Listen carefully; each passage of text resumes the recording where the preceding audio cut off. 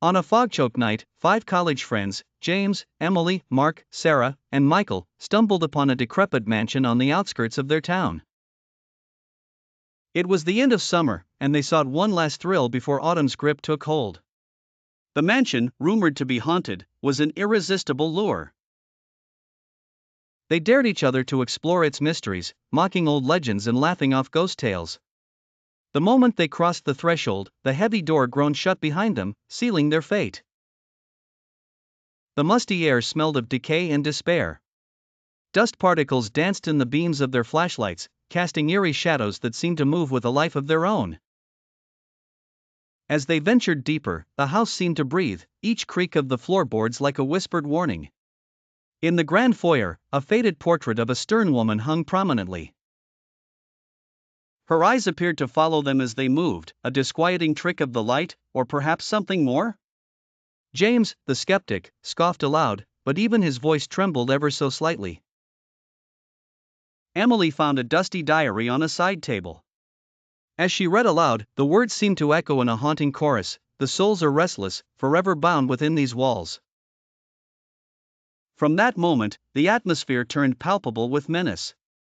Whispers began as faint murmurs but soon grew louder, more insistent. They came from the walls, from the floors, from nowhere and everywhere. Sarah's scream shattered the eerie quiet. Mark and the others rushed to her, finding her staring into a cracked mirror. Reflected was not her own terrified face, but an unknown horror, a grim figure with hollow eyes, standing right behind her. But when they turned, nothing was there. Panic set in.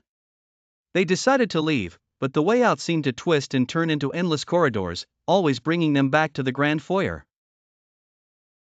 Michael suddenly vanished, his flashlight clattering to the ground. His calls for help faded into the oppressive silence, swallowed by the hungry darkness. One by one, they disappeared, each taken by the house's malevolence. James, Emily, and Sarah tried to stick together, but the oppressive feeling grew stronger. Finally, just Emily remained, clutching the diary. She whispered the words again, hoping for a respite, but they only seemed to fuel the entity's rage.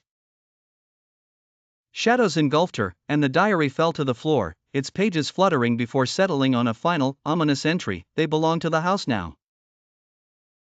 Days later, the police found the mansion empty, the friends vanished without a trace. The diary lay open, the last page smeared with what looked like blood. In the town, no one spoke of the old mansion again, but occasionally, by bravest dared approach, they swore they heard whispers, echoes of those who were forever bound within its walls.